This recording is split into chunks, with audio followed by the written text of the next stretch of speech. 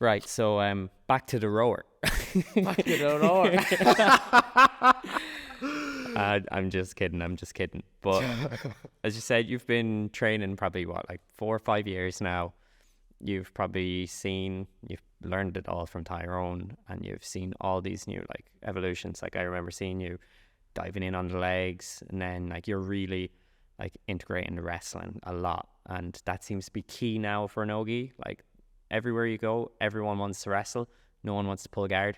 No one wants to do the legs that much anymore. It's all about they want to get that nice highlight reel takedown. Yeah, you up the reel.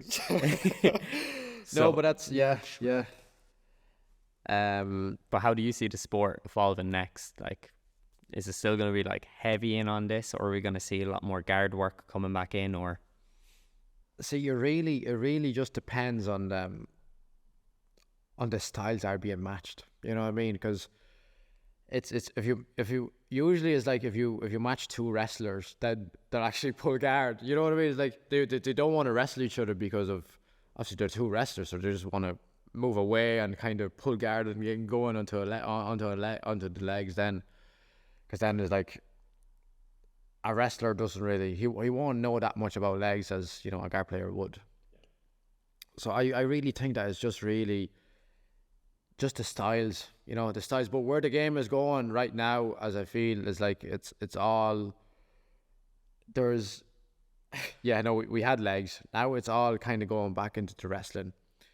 But I feel that it's like the wrestling has been always there, but just people didn't cop it on. That is like they didn't cop on that it's basically the same grips on bottom as it would be in wrestling standard. You know what I mean? So it's like a collar. You can still use your collar ties when you're on bottom. You can obviously the wrestles ups are going to be the same. Your single legs are going to be the same. Your ankle picks are going to be the same. The only thing that you have to worry about is just like some submission attempts, just triangles or arm drags and stuff like that. But arm drags are the same standard, it's the same concept, but the finish and kind of mechanics will be a bit different. And that's where the kind of deeper kind of side of it I feel comes in play, because obviously when you're pulling guards, then it's like you don't have space behind you, you know what I mean? You're going into the mat, but then the person on top has all of this mobility that he can move side to side and engage into his flow, into basically his outside passing, and then if he can shut his guard down enough, then obviously he's going to pass his guard, right? Yeah. But then if that person on bottom has a nice idea of what he's doing on top, then it's like then he can really shut him down by basically pressing him up, you know what I mean? So it's like I feel that everyone's just going to get good everywhere, and then they're just depending who are they gonna be matched with. I feel then they're just gonna use, and it's just technical, it's just having tactics, it's just having the structure, a nice plan before you go into a match. It's like, right, this guy is a wrestler, so I might pull guard, I might just pull guard and then wrestle back up. It's like pulling guard just to kind of throw him off. Is like, oh, another this fella, another guard player, but then you just wrestle back up straight away. It's like, oh, I got you there.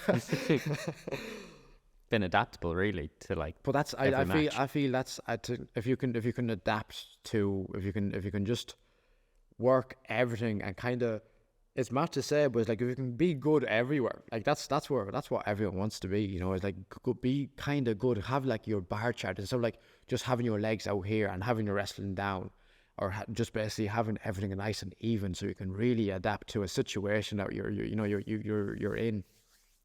Because it might happen you're a wrestler, but you might get taken down. So then obviously you might have to work your guard. You might have to. There won't be the right. You're not always going to get the right reaction just to wrestle up. You need a reaction for. You need some kind of connection for playing guard and wrestling up. If there's too much space, then obviously you're just going to stand up. You're just going to stand up, but there's just too much space, especially you're a wrestler that got taken down.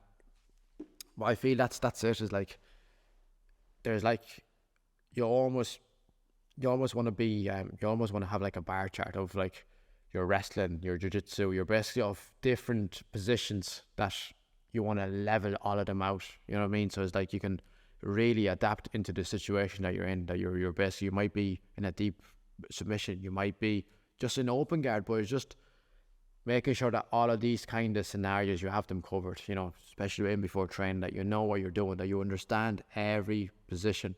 If you're aware of positions, then as I said before, you can chain them up to your systems, and then you can chain a position to like 2 or 3 systems of that position, and then that might link to, you know, a couple of different positions on absolutely that has nothing to do with that initial position. You know, it's like attacking an armbar and then falling off and then going attacking the legs straight away off that. It's like you're chaining upper body with lower body, but that's only because you're aware of, you know the positions, you know that position, and then you know that, and then you can chain it, and then you can just chain it, and then have everything just balanced out. And then I think that just makes you a very good fighter, you know, a very good competitor, a very good athlete overall. Just having the structure in your head, having things laid out that you're going to fail on something, and then you're straight away onto another thing, you know, and then there's no pauses in your game. Once there is no pauses in your game, then you could just flow through everything, and not the biggest thing, not think about positions. If you're thinking about something, it's like, what do you do here? Then you lost that second or two, and then you might get caught, you know. So that's it.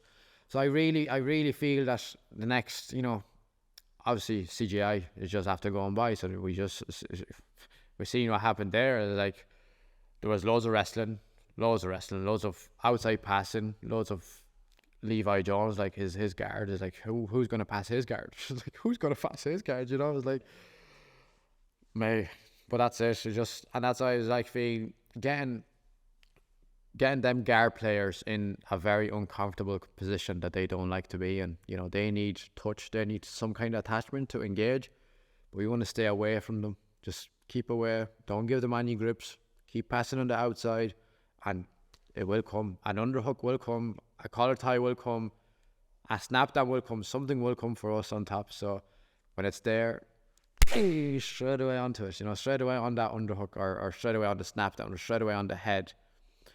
It's just, yeah, it's just being adaptable. You know, just if you can adapt yourself to them kind of positions or them kind of scenarios in the role without even thinking about it, just straight off your reaction, then it's like, I think that's what everyone wants to get, you know, just them bar charts, just having them lined up, and then that's, yeah, damn, crazy.